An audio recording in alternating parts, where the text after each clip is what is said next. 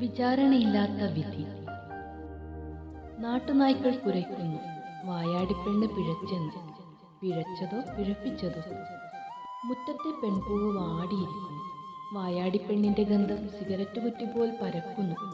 ആണിന് ഗന്ധം രൂക്ഷം. അറപ്പാണത്രേ, സുഖത്തിനൊടുക്കം പെൺമണം അറപ്പാണത്രേ. നാട്ടുനായ്ക്കൾ കുരയ്ക്കുന്നു, വായാടിപ്പെണ്ണ് പിഴച്ചെന്ന്. വേദനയുടെ നിദ്രയിൽ മയങ്ങിയ വായാടിപ്പെണ്ണിന്റെ അടിവയറ്റിൽ ആഞ്ഞു ചവിട്ടി. ആരെന്നോ അറിയില്ലെന്നോ അല്ല, അച്ഛൻ. പിഴച്ചതവളെങ്കിൽ പിഴപ്പിച്ചത് അച്ഛൻ. മാറിടത്തിലെ രക്തത്തുള്ളികൾ അടിവയറ്റിൽ ചിത്രം വരയ്ക്കുന്നു.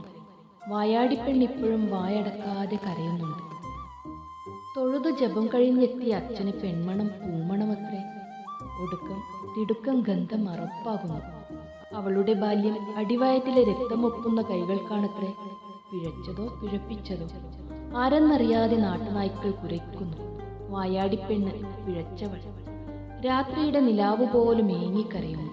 ഇന്നിതാ പിറക്കുന്നത് പെണ്ണാണെങ്കിൽ ഒടുവിൽ പിഴയ്ക്കുന്നു ആൺകൊഴുപ്പിന്റെ ബലപീഠത്തിൽ. ആൺപറവകൾ പെൺശരീരം കൊത്തിവലിക്കും.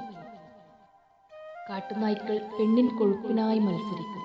പൂമൊട്ടുപോൽ പുഞ്ചിരിക്കുന്ന വായാടിപ്പെണ്ണ് മുറ്റത്തെ പെൺപൂ പോൽ വാടിക്കരിഞ്ഞു.